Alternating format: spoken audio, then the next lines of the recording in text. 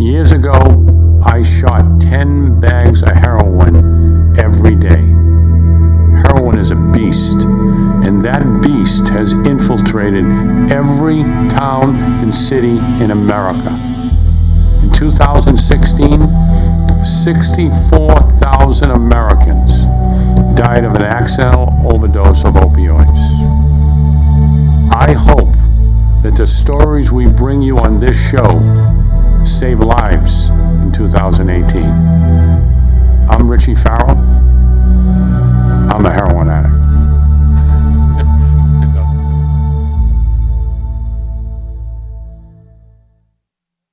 Very much for joining us tonight. We have a great show. Unfortunately, our Skype guest, Syra, ran into some scheduling problems. We found out last minute, so we're going to attempt to reschedule her later on in the next few shows. Thanks for joining. We got a great show. I love doing these shows as an ex-junkie. You know, I like calling myself all the time. What do I call myself again? A junkie. An old white junkie. Because with 31 years and I'm around all these young, beautiful women that are, you know, a lot younger than I am. And so I look at myself as an old white junkie. And that said, our goal here is to inspire and to share hope and to shine a light on recovery. And without further ado, we all know my co-host and someone that I really love giving a hard time to, all that jazz. Yes. Hey, Jazz. Hey, Rich. If you guys knew how many times a week Rich and I butted heads. It's great. It really is. He challenges me to grow and I challenge him. So I'm really excited about today's show because our guest is someone that has just made a tremendous impact in my life. I certainly would not be here today. I certainly would not be alive today if it was not for this woman. But more importantly, I wouldn't have been able to discover myself on such a deep level, and I wouldn't have realized what true love is really about, and always showing up for someone and never turning your back on them, and just always being there for them and loving them and supporting them and believing in them. And I didn't even realize, you know, for quite a while into my recovery that that's what life was really about, being present and just loving people. And this woman showed up for me continuously over and over and over again for years, and was nothing but present and loving towards me, and always extended her hand, helped me, and guided me. So not only is she a mentor to me, but she is just someone that I love tremendously. She's thriving in her recovery. She will go out of her way to help anyone at any time. She also knows how to have a really good time, and she's an awesome person. So I'd like to introduce to you guys today, Amy. Hi. Hi, Amy. So Amy, tell me something. Okay. Your hair. My hair. Let's talk about your hair. Wow, my hair. So my hair's had many phases. I am a licensed cosmetologist, and I went to hair school because I thought my entire life that that's what I really wanted to do, and that's what God's purpose was for me, is just be a hairdresser, because I've been dyeing my hair since I was 11. I think I came home at 11 with a box of dye from Walgreens, and I got it all over my dad's wall. Wow. And got grounded, like, so since 11, like, you know, the whole thing. But it's just I just really love being a mermaid. It's fantastic. But okay, as you know, we're writing a book together, and we have this. It's just going to be fantastic. So I received these emails and a list of all these beautiful girls in recovery and how they've done it through abstinence, and I'm putting the proposal together and so I have, you know, this girl with crazy purple hair, and then I get this guest for the show with blonde hair, and so I asked, hey, do I have, because I was so confused. Richie, her hair was gray and pink. And for the guests for the show, it's gray and pink. It was gray and pink. But it was changes every 6 weeks. Oh, Yeah. it changes there. So when the picture you originally had, it was like half pink, half purple. And then after that, I did half gray, half Does it pink. change? With a little bit of blue in it. With It a had little bit of of blue, blue. yeah. Does it change automatically? Yeah.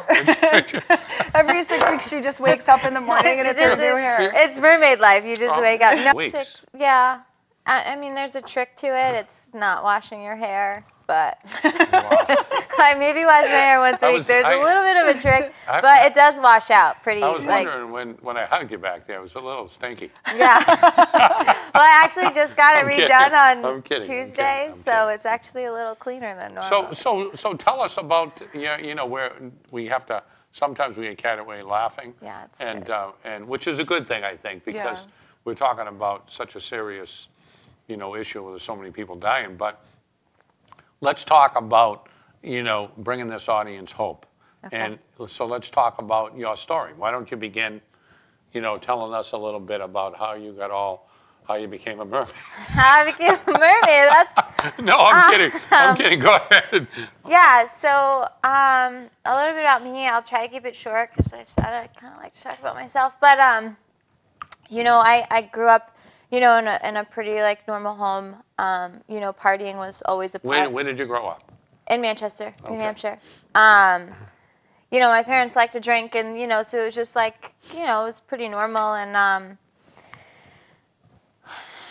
I always had this feeling. So when I went to school, like I was never like a part of, like if I like thought like I had like good clothes on or whatever it was, like, and then like I'd get to school and like I would always want what you had, and I'd always want your house, and I'd always want this. And I grew up with 2 older brothers, so like I started to experiment with alcohol and drugs, and it was just in my house a lot. So at a really young age, and How old?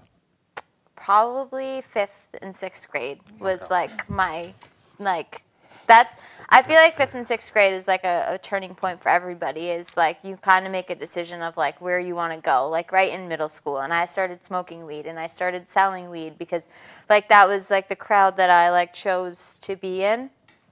I started like stealing pills that said like may cause drowsiness or dizziness. Like if I could like get an effect from something, I would. I remember one time my mom had a bottle of muscle relaxer. Sorry, Mom, I don't know if she's ever heard this story, and she's probably watching, but she had a bottle of muscle relaxers, and me and my friend took the whole bottle, and I like sat on my couch like twitching for like 4 hours. Your poor mom. I know.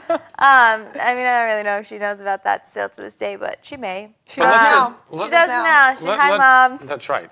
So you said from a young age you felt disconnected? Yeah, Okay. not a part of. And can you, as you think back now, was there something that set that off? Was there one thing that happened, or was it just something that, were you an athlete? Were you, was there something that disconnected you? Well, I don't really know if that's the truth. There was a lot of things that happened. I had some like childhood trauma and things, but I'll tell you about, like, I was actually just talking about this story today at like the groups, because I was running groups. My mom, so she says the day that I was born, I was in the hospital, and when they like take the babies out of the room to like give the mom a break. Well, they brought me back and said she's keeping all the babies awake and she can't stay. So I've kind of like been like this my whole life, for just forever. But there was things, there was things that happened, and I tried to like take away from that, and like just people, just trauma and just like not. So were you a good student, or were you a bad student? Well, I'm dyslexic, so I was pushed along the public school system for a little while with that. I remember they caught it when I was like got caught cheating on a test in like 3rd grade, and then they like tested me and found out I was dyslexic. So like. It was just like these other things, like I always struggled, like it was always this. And then like I found drugs, and it was like, oh, well, all of that stuff went away. Right. All of those feelings, all of those things, like the insecurities, the doubts, the brain racing, like all of that stuff. Like if I could like put a substance in my body, it took that away. And I didn't even know that that's what it was doing for me. Right. Like I didn't know that like looking back at it, I can see that that was the thing, but like in the moment, I didn't know that that was what I was chasing. It was to just get my brain to stop. Right. So this went on right through high school? Oh yeah, I was a daily drinker my freshman year of high school. Yeah. I had like Nalgene bottles of vodka. Like I was known as the drunk girl. I was getting in trouble all the time, getting arrested, just like, just like normal teenage stuff that like we think is like just like, oh, we're like in high school, and like I would get arrested at cemeteries and my dad would have to like come bail me out because we were like in a cemetery at 1 o'clock in the morning, or What were you doing in the cemetery? yeah, exactly. Just doing drugs. Doing drugs. Yeah. She's like, this is really creepy. Do we have another guest? No, I just like what we're doing. Does anybody else want to be on the Playing show? with the Ouija board? You're doing the Ouija board? Trying to figure it out. Yeah. So when did the opioids come, or heroin? What was your drug of choice? It was heroin. I mean, it started with opiates. I always knew what Percocets were, and again, I was a medicine cabinet shopper. So, like, if I was going to your house or whatever, I was going in a medicine cabinet. So I knew what they were. I started bartending. I may have told you this, but you know that I'm 31 years clean. I go into someone's house, I stand there peeing, and I stand there and I still look. It's so honest on the show. I love it. I still do that. That's great. Yeah. I mean, it's I like. can't say that I do, but it's like I used to. I still do. I did it. Old habits die hard. Yeah, it's not that I ever do it, but I catch myself just opening it up, just looking at what the people. You just want to see how crazy people are. You're That's like, true. what kind of meds? Like, what That's kind of. true. That's true. But I didn't mean to interrupt you. But That's fine. I mean, I used to love going in people's houses just to steal their medicine. Yeah, free drugs. Hello. Yeah, right. It was crazy. Yeah. So go on. I'm sorry. So, and like I started bartending really young. I started getting the waitressing scene. I like moved out of my house really young. I was like always like runway, or like I'd go and like stay at my friends' houses and things like that because like it was just too, whatever at my house. Me and my dad butted heads for a really long time is what it was. Because he tried to help you? We were just both very stubborn and very much the same person, so we just really butted heads. And I was just crazy, and I wanted to do whatever I wanted to do, and that's just what it was. Yeah. So when I was 19, I got into a car accident. I was working at a bar, and I was cleaning the bar in the morning to make extra cash because it was a new bar that was opening. And I was driving on the highway with a big carpeting company van because the bar owner owned a carpeting company, and one of his guys had broke down. And I was driving on exit 4. It was on Cinco de Mayo, May 5th, 2005. And I crashed the van. I rolled it on the highway, and I was stuck in the van for 45 minutes. I was med flighted to Mass General Hospital. I was in a coma for 6 days. Wow. They told my parents that I wouldn't remember how to walk or talk. I had brain surgery. I had 2 subdermal hematomas in the back of my head, and they didn't really know like what was going to happen. So when I woke up after the 6-day coma and I was fine, I was out of the hospital a couple days later. It was when Oxycontin was the dream drug still. And I wasn't going to be addicted to it, and I was going to be able to get on it. And the doctors kind of sold this idea to my parents that it was okay. And I got a prescription of Oxycontin, and the accident wasn't my fault. And I was 19 with $20,000 and a prescription of Oxycontin and already a budding little addict. So, at 19. Yeah. I almost smiled when you were telling that story, but it was a bad time to smile. You're talking about the Rachel's like, I remember Oxycontin. I almost interrupted and said, is that when you became a mermaid? Yep, the second I found Oxycontin. Yeah. Mermaid. Yeah, I mean, it's the toughest thing. I know so many people that, my good friend Barry Mayer wrote the book on that exposed Purdue. Yeah. And so we try to make a movie of that. It's incredible what they did to cover that up. It's incredible. Yeah. And they hid information from the FDA. Yeah, I'm currently reading a book, Dreamland. Have you ever read that one? No, yeah, but I'm reading Chasing the Scream. Yeah, it's there. It's all just like all the stuff that big pharma and like Purdue and Pfizer and all that stuff. that's why people call me all the time for quotes, you know, and they say, well, what do you think about Donald Trump's new policy to execute? You know, it's horrible. You know, It's they the call. most ignorant thing ever. Yeah, but no. Yeah. So I would be Not dead. talking I about got that. arrested for selling drugs. I would be dead. but look it. I'm against the death penalty, but I will be for it if he starts with Big Pharma. No, he's not going to. No, Though. if you want to start with, Yeah.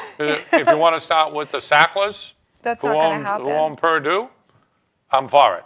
Yeah. Let's publicly execute them. You also can't use fear to stop addiction. No. You can. You can threaten me that you're going to take something from me, including my life, all day long, and it's not going to stop me.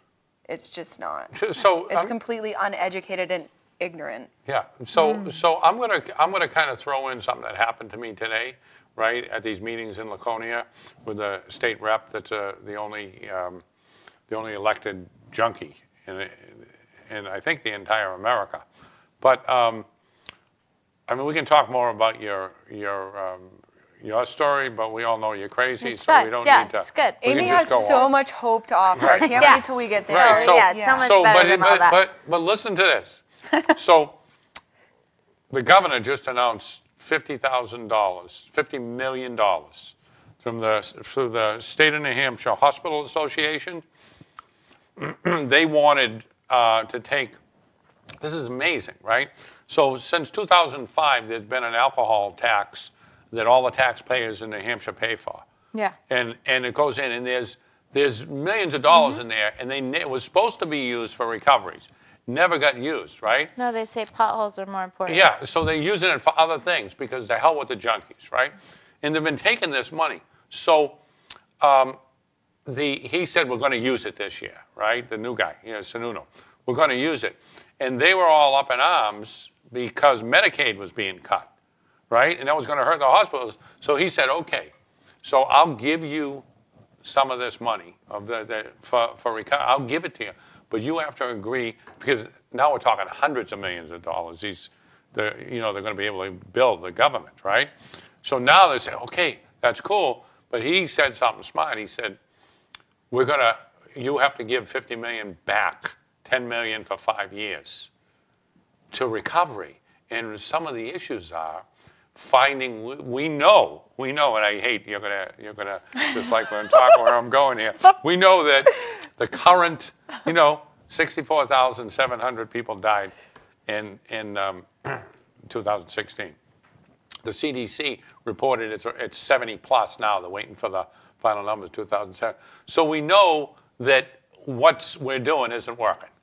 And what we're doing is mad, right? But we're doing Look at her eyes more shift. now than we ever Her have, eyes and the just shifted problem's just getting when worse. when I said mad, her eyes shifted. Everybody shifts when I say that. But anyway, so I think this is kind of interesting. So some of this money, this million, is to find new ways to go after this.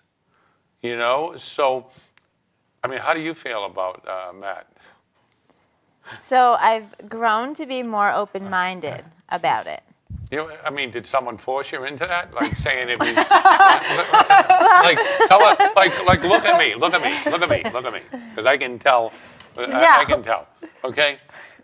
Did you really grow to be open-minded, or did people tell you that say if you say this out loud, you're gonna shame people, or we might not get funding? No, I don't really care about any of that. No, honestly, it's like the fentanyl and the heroin is so bad that if there's, I believe in Vivitrol. I support Vivitrol completely. Yeah. I believe that if Suboxone is used as a short-term goal, because a lot of people aren't even aware that Suboxone was just created as a detox med, and the long-term effects it actually has on your body and your mental state and all of those things. Nobody's being told that. So if you have a 3 to 6 month goal and you're doing stuff to take care of your spiritual malady and do all those things, and I've seen people do well that way. Do I think Suboxone's a long-term lifetime 10 years? solution? No, absolutely not. But am I open to like if somebody needs it as like harm reduction, because I'd rather them do Suboxone for 3 to 6 months than fucking die. Oop. You can say that. But listen. No, But wait a minute. 3 to 6 months. Okay, but nobody's saying that. I know. You're saying no one's saying that. It's like, you know, I cannot understand why we're not talking about abstinence. I tell this story all the time. I was down in St. Louis 2 weeks before Christmas doing a story on these 5 people. It was in the Huffington Post, and it said 5 junkies celebrate Christmas. And they were all on Vivitrol. They all went through methadone. They all tried subs. They all went through all that, right? Mm-hmm. So during this time when I'm researching and interviewing, this beautiful, just drop-dead gorgeous girl comes in, about 35, PhD doctor. She's running, she's pregnant, and just stunning, right? She's running the state of Missouri for the $20 million coming in from the feds that they're getting for the opiates. She's brilliant. She's like, Richie, and we're talking, and as soon as I mentioned abstinence, she didn't look pretty anymore. She like completely backed away. It was completely, are you saying that that we have to, I said, I'm not saying anything. I'm saying, why aren't we at least offering that? Why aren't we at least saying, listen, 3 to 6 months, you know? Because I also interviewed a pharma salesman for Suboxone who wouldn't go on the record with me, but she told me, do you know why most of the states in America it's cash only and we don't, why insurance company? I said, why? Because it was never made to be a detox. That's why there's cash sub-doctors. That's why parents have to, you know, I have a friend, lawyer, one of my lawyers, his daughter's been on it for 10 years. Yeah. So why do you think the resistance is? To abstinence? Yeah. Because they can't make money off of it? Wow. Love it. That's the truth. Yeah, but how are we going to change that? How are we going to change that? Well, I mean, eventually something's going to have to change anyways, because if you just look at what's happening, right? There are so many resources and there's so much available and everything's failing. Like, we live in a self-correcting universe. Right. All of these things are eventually going to fail. It might not happen in our generation. It might not happen in your child's generation, but it's not going to work. And, like, in the end, the truth always wins. Yeah. It does.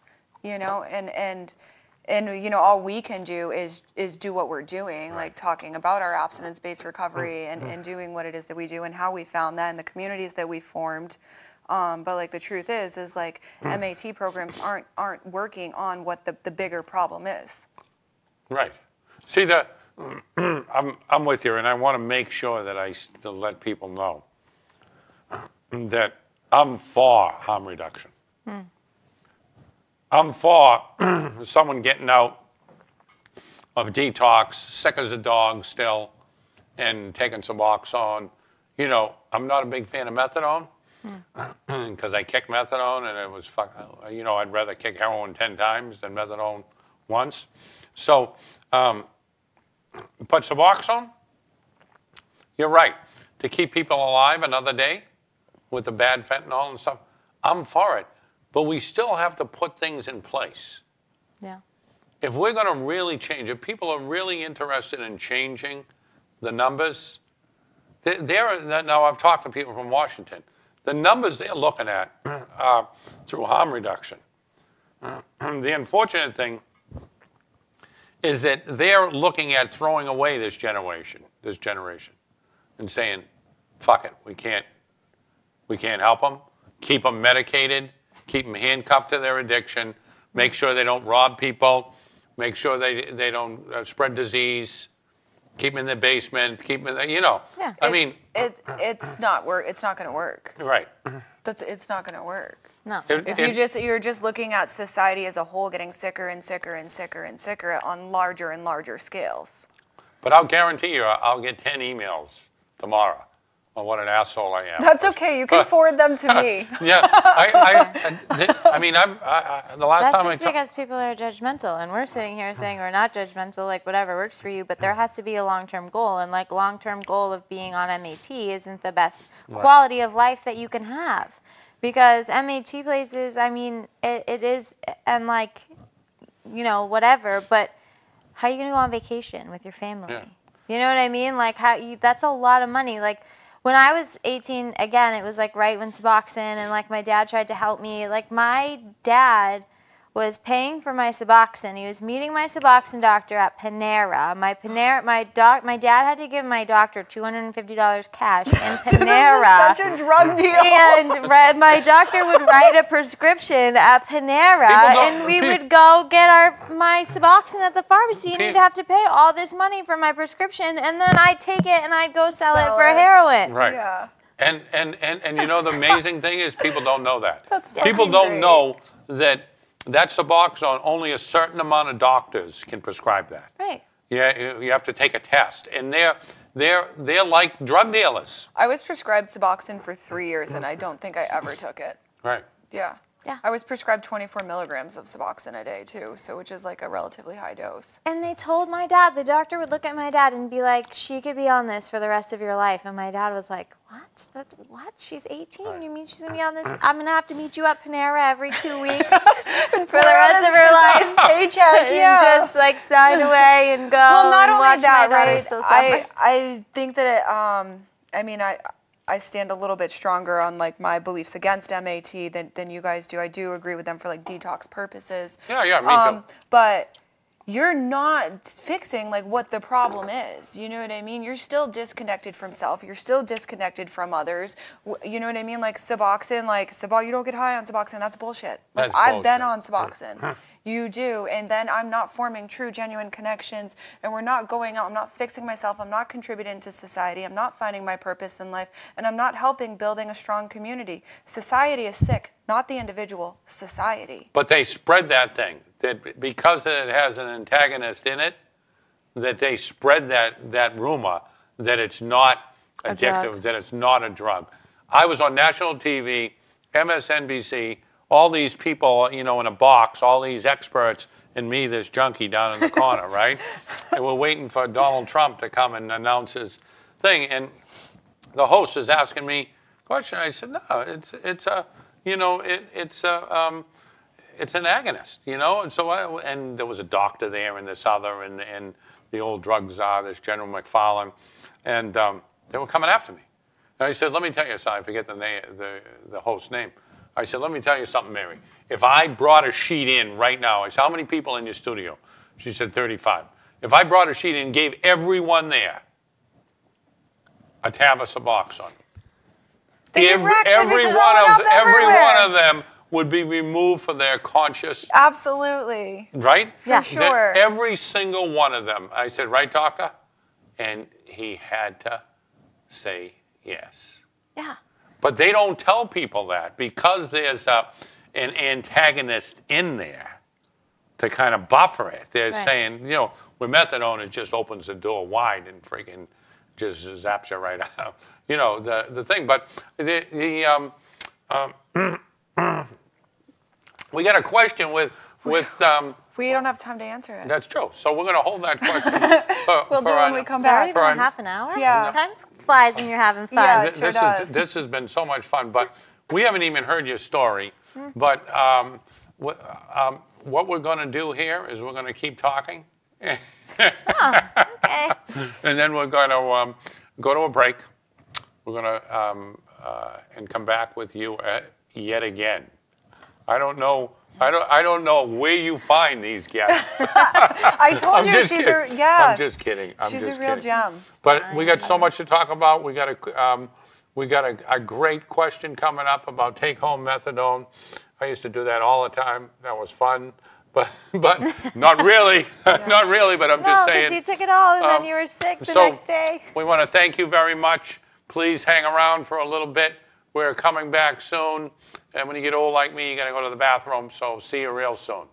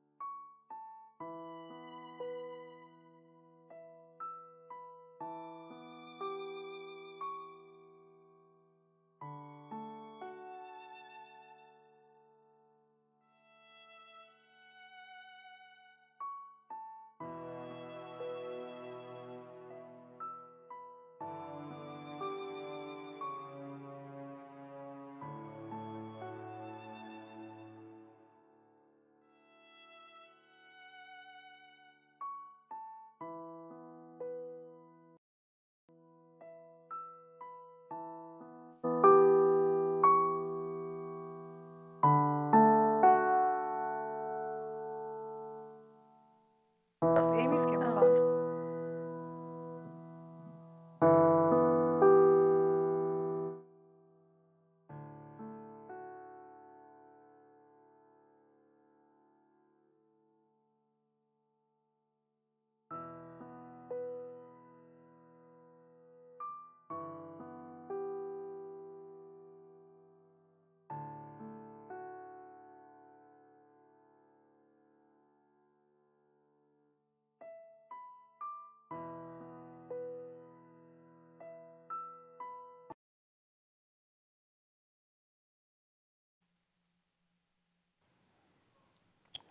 Okay, thank you. Welcome back. We had a great show, and we're just going to continue rock and rolling. And our friend, what's your name again? Amy. I'm kidding. Mermaid. Mermaid. The mermaid. The mermaid is back with us. But we're going to get to a story because we had a lot of fun, and there's some, you have to have fun, but we also have to bring our message and answer some of these questions that remain out there. So we have a question, and why don't you bring it up? Yeah, absolutely. Before we get to the question, yes. During the break, my phone rang, And my friend Andy called me, so I just want to say hi to my friend Andy and thank you for tuning in and watching. Nice. And it doesn't look like it's a question, it's a statement, but we'll bring it to the table for discussion. Okay. It says, if you were doing things right, you get take home when on methadone. And that's from Josh. You guys are both looking at me. Yeah. Well, I can speak on my experience with methadone, and if you're doing things right, and to thy own self be true, right? There are people that I am sure absolutely do it right. In my experience, and a lot of people that I've hung out with and during an active drug addiction would get take homes, and we would not use the substance appropriately, or we would just sell it.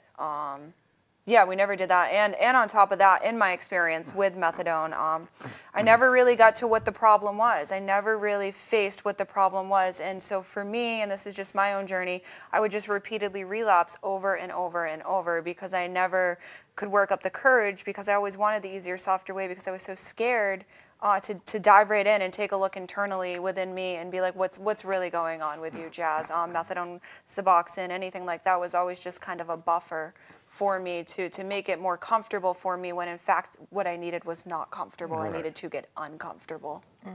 So What do you think? You're not getting away. You're not it's fine. So my personal experience, again, and this isn't everybody's, and there are people that do that, but when I was on Suboxone, I never really had experience with methadone. It was always Suboxone when I did. When I was on them, I believed it was my solution, and I didn't really fix any of my other things, that like the deep-rooted stuff about like why I always felt disconnected and things. And then I was living in a delusion that the Suboxone was fixing my problem, so I could still drink, I could still smoke weed, I would still take benzos. So I was never really fixing anything. It was always still like, oh, well, I'm this high, and like I could get more high if I took Xanax, and if I smoke weed, and if I drink a couple beers. You boost it, yeah. Yeah, it's just another thing. It was not ever dealing with my addiction.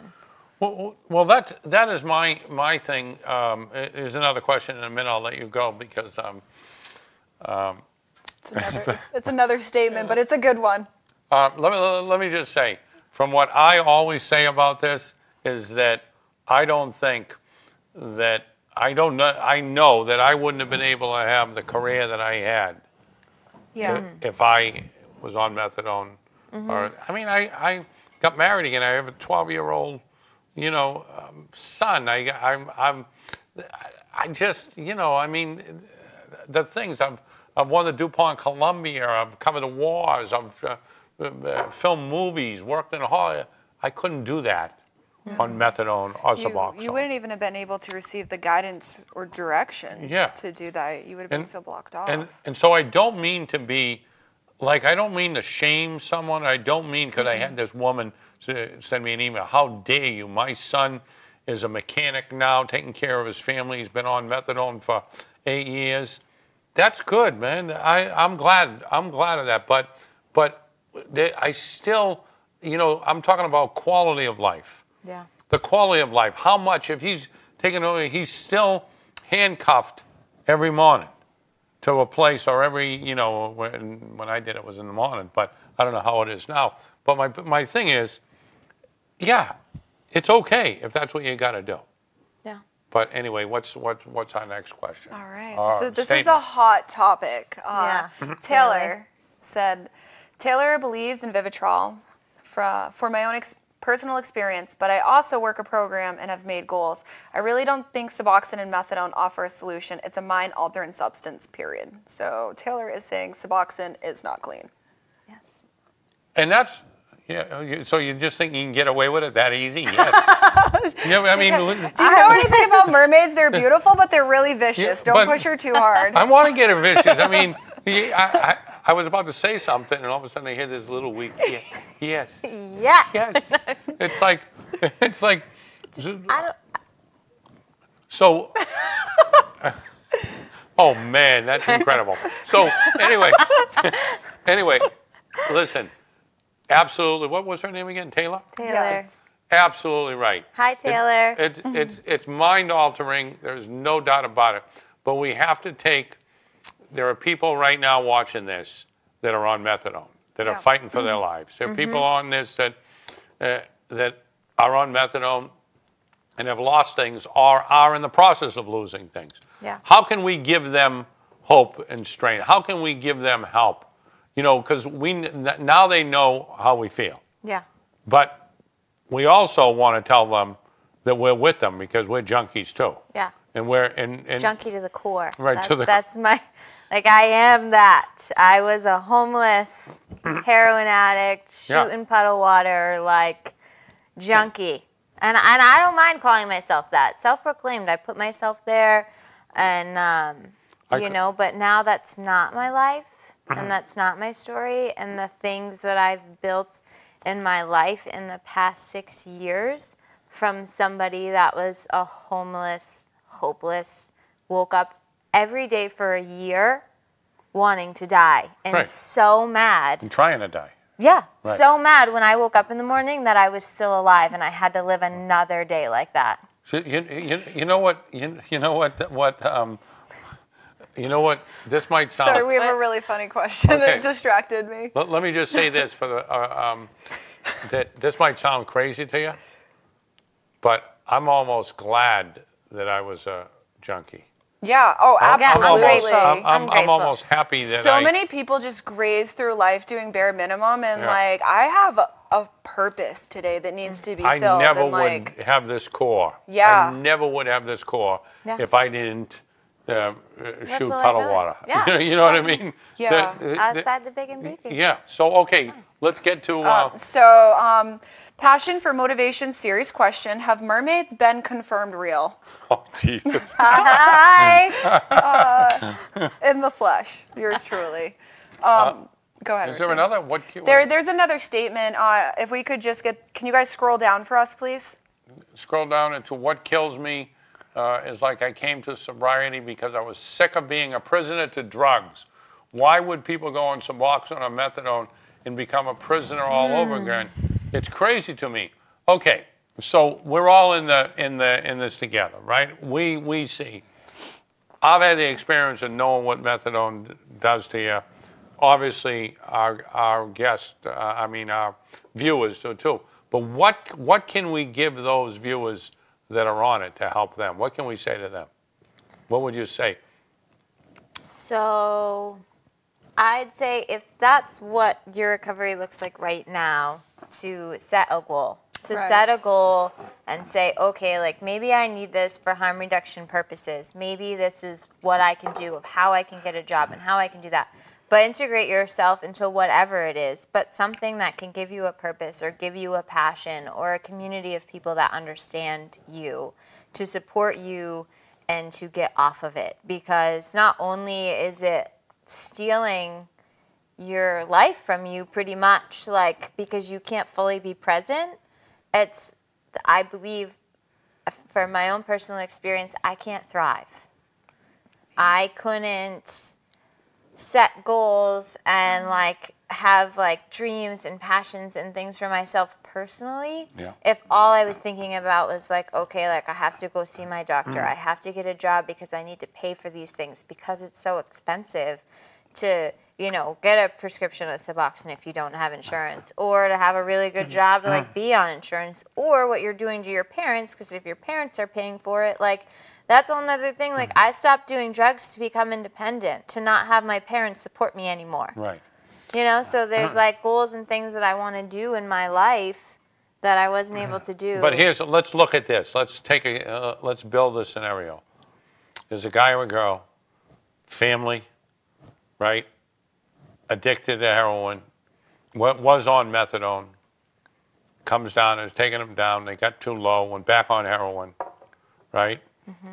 Back on the methadone, completely terrified to go down. Completely terrified. What can we tell? What are some of the avenues that we can give them? Of course, we all know they have to. They have to have a desire. If they don't have a desire, it's pointless. So in this hypothetical situation, are we going to assume that they have a desire? Because if someone doesn't have a desire, it's pointless. And that's okay. It's their journey. It's their life. If that's where they want to stay, they can. What I'm here to tell you is, like Amy was talking about thriving. You want to talk about being high? There is no greater feeling in the world being completely sober, thriving in recovery, fulfilling your purpose, and just your soul, your body, every fiber of your being is on fire. That is the greatest high I've ever felt. It's way better than being knotted out on heroin. I say that there's a shift that happens, and for me, like, I hit a lot of bottoms. I had a really lot of, like, things in my life that happened that, like, a lot of people didn't think I was going to make it. And what happened for me, there was a shift, and it was when the want to get sober is more than the want to get high. Right. When, like, I don't want to live my life in handcuff, you know, thinking about when the next time I'm going to get high, when the next time I'm going to get drunk. And having that obsession and that thought be my one and only, no matter my kids, no matter my mom, my dad, like no matter what.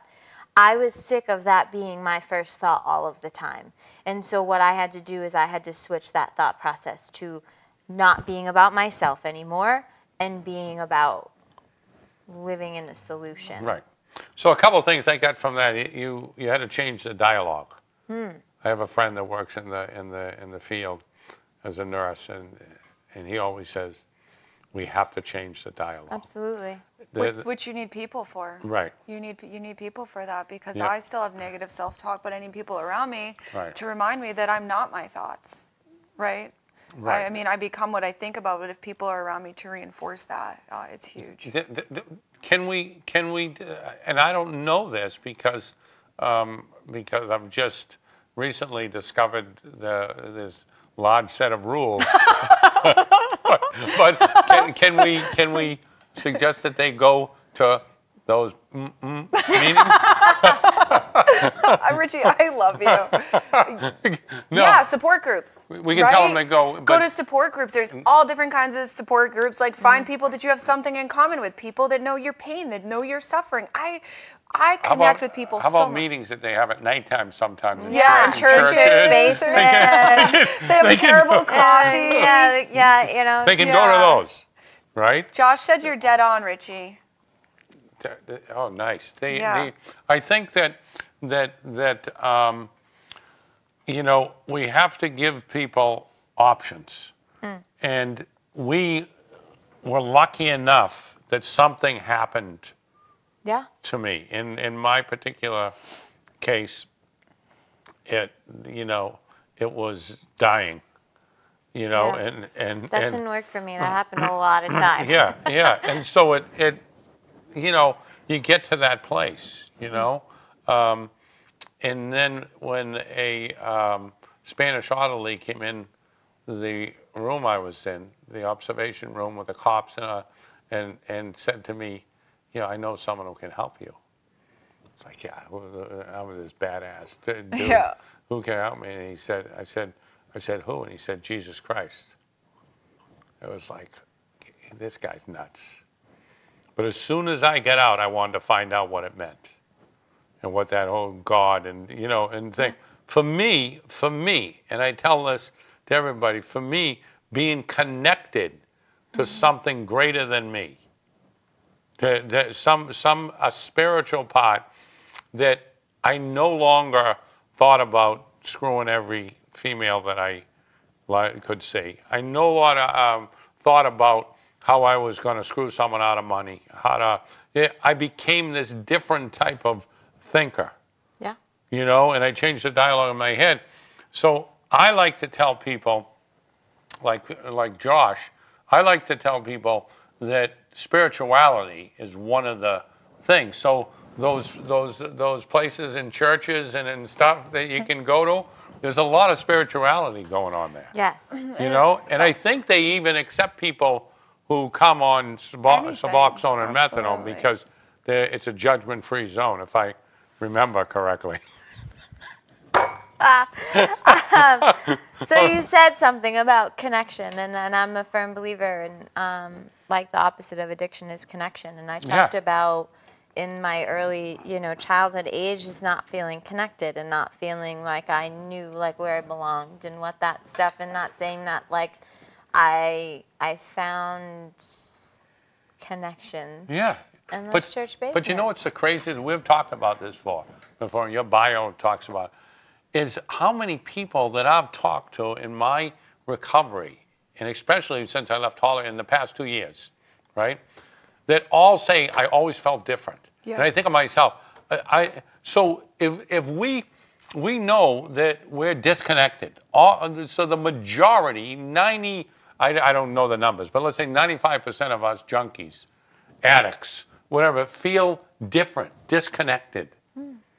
So if that be the case, why don't we look to those churches and the basements and stuff where we can connect these people, like you and I, like all of us, right? Well, we can, because it's about living a life of spiritual principles, right? It's attraction. And so if I go out and it's about like loving and not being judging and accepting people for where they're at, whatever it may be, that is naturally attractive to people. And people see that and find comfort in that. They're going to want to see what Jazz is doing. They're gonna see the change in Jazz, and they're gonna want to. And so if they're interested, Jazz is like, hey, come with me. Let me show you what I've done. Right. And I've had the opportunity to share that experience with a lot of women.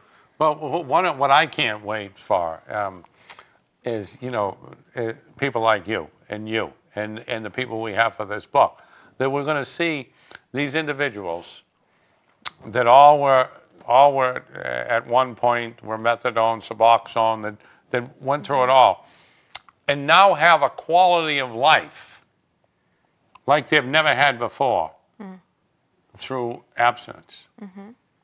And I don't want this book to like shame people. I just want it to be a powerful example, to have these 12 females from the worst state in the country for heroin, to say, these are answers from the drug den. These are our answers. They can't, they're not everybody. But I think that your story, your friend's story, those are the answers to Josh's questions, and all these wonderful people that are writing. There's so many questions we haven't even got to. Yeah, they just have to keep scrolling down. This is great. Yeah, I mean, it's good. I mean, maybe he hasn't even got to our story yet. maybe we should. We need to bring you back another show. Maybe we got to have the mermaid we on need more every mermaids. week. Maybe she becomes our Skype guest and then the mermaid. The third wheel. How about if we change the name of the show? How about we change the name? The mermaid. I am not the stigma. Yes, we're trying. Amy has renamed our show. We're trying. Yes, I'm not. I love it. We're really pushing. But the thing is I'm not a heroin addict. I am a heroin addict. Yeah. I am. So passion for motivation. Ooh, that was good. How can we educate those who support people on MAT, like family members, that they still aren't spiritually free? Like, I have never been on MAT, but I can't imagine the quality of life or freedom from fear and resentment can be the same as someone with a spiritual solution. Well, that's a great. How do we do the families? I mean, you work in that field, right?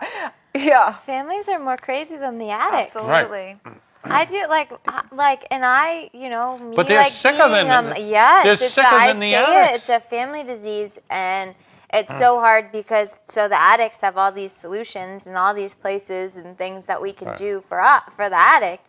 But what about my poor mother, who on my last overdose had to keep me alive because she found me blue after I had just given birth to my child? All of these things, my mother's still tormented by that. See, I would have thought that your hair dye spilled on your face. Yeah, that's why I was blue. But I'm sorry. No, it's just lots of action from a heroin overdose, and where does how does she deal with that trauma? How does she deal with that? And then there's places that they can go, but then if they drink or do, you know what I mean? It's hard to if you drink to go to you know what I mean? Then you start judging yourself or your own things so trust me, I've dealt with some moms in the field of recovery that I can't. It's hard and I feel bad. And as a mother of 2 children, sometimes the suggestions that I have to give to the mothers are heartbreaking because I can't imagine having to do that for my own children if one day this becomes their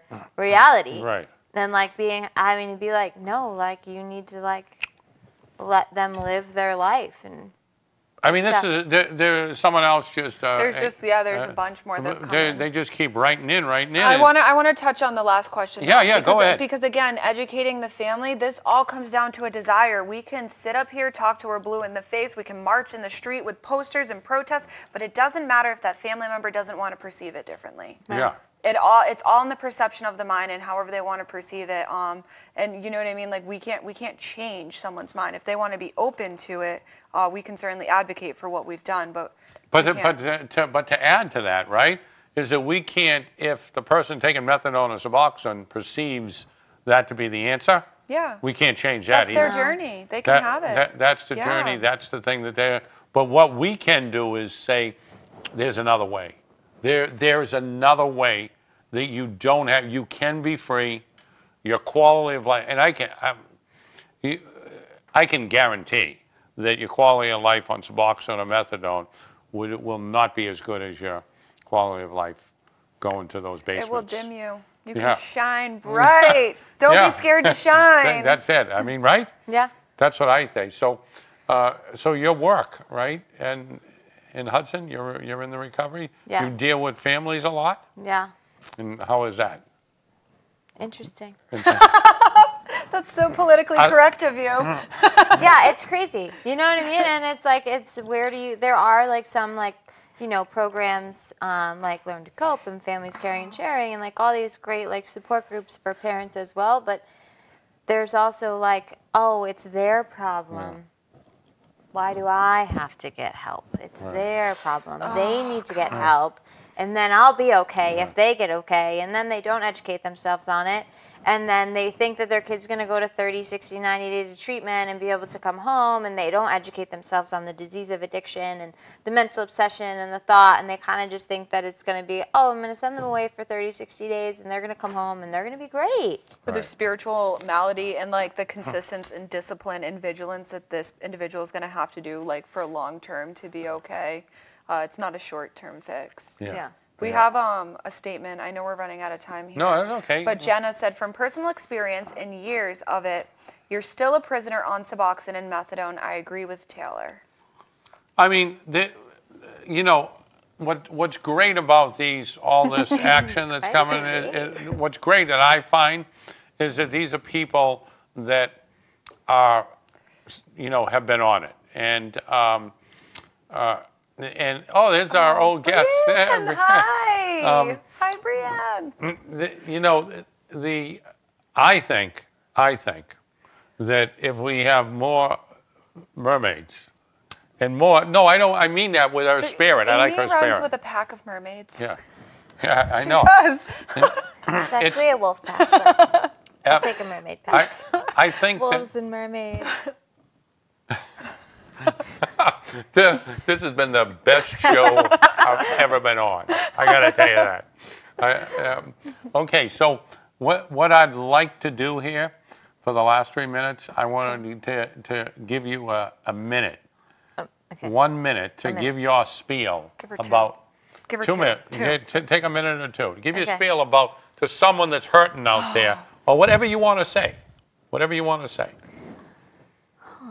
Okay, so we talked about, obviously, you know, what it's like to be, you know, an addict and all of those things, but like what it's been for me to be in recovery for a really long time. Like I just didn't think I was worth the life that I have today.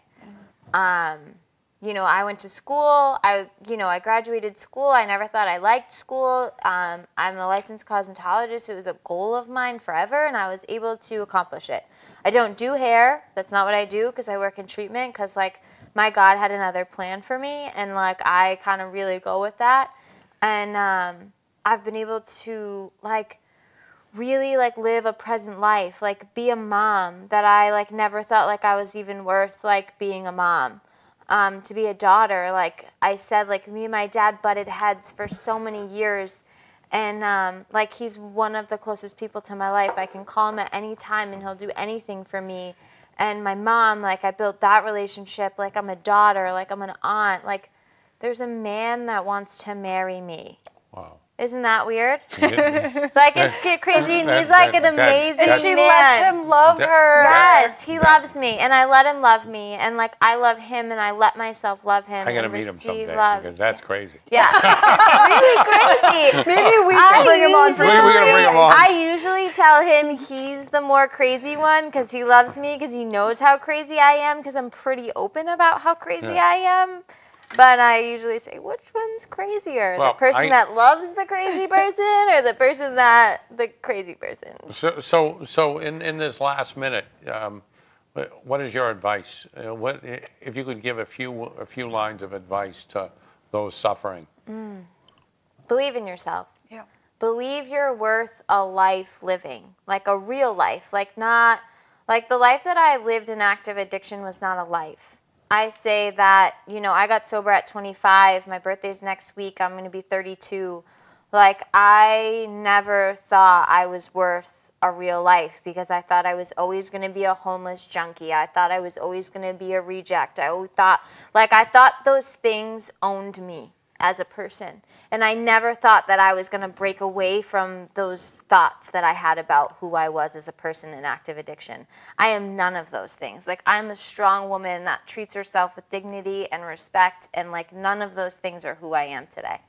And you're a mermaid. And I'm a fucking mermaid. This has been an unbelievable show. I'm almost happy that our guest canceled. God is that we got 2 shows. Thank you very much, and we'll see you in 2 weeks. Thank you.